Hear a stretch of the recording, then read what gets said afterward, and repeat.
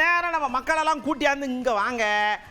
வெயில் ஒரு பக்கம் காட்டுன்னு காட்டுது, மழை ஒரு பக்கம் சோறு பேயுது. மழை பெய்யறத விடுங்க, இந்த வெயிலுக்குள்ளே போன உடனே கையெல்லாம் கரேர்னு ஆயிடுது, அப்படியே பிம்பிள்ஸ்லாம் வருது. இதெல்லாம் போக்குறதுக்கு உங்ககிட்ட ஐடியா இருக்கான்னு கேட்கலங்க.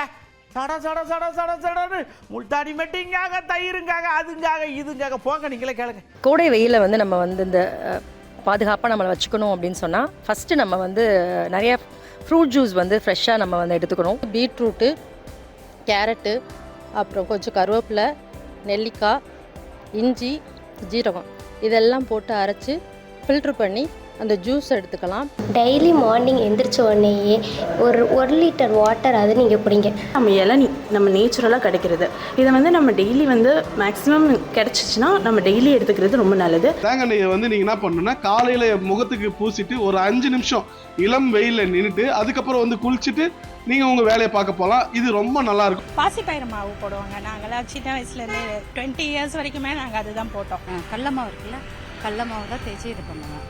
ஆரஞ்சு தோலை வந்து வெயிலில் காய வச்சு அதை வந்து பவுடர் பண்ணி அதை வந்து ஃபேஸில் வாட்டர் ஊற்றி ஃபேஸில் போட்டால் கொஞ்சம் ட்ரை ஆனதுக்கப்புறம் அதை ரிமூவ் பண்ணால் நல்லாயிருக்கும். உளுந்து வந்து மில்கில் ஊற வச்சுட்டு அது ஒரு 3 hours ஊற வச்சுட்டு அதை அரைச்சி ஃபேஸில் போட்டால் நல்லா பிரைட்டாகும். பப்பாளி பழம் இப்போ ரொம்ப உங்களுக்கு விலை கம்மியாக கிடைக்கும்.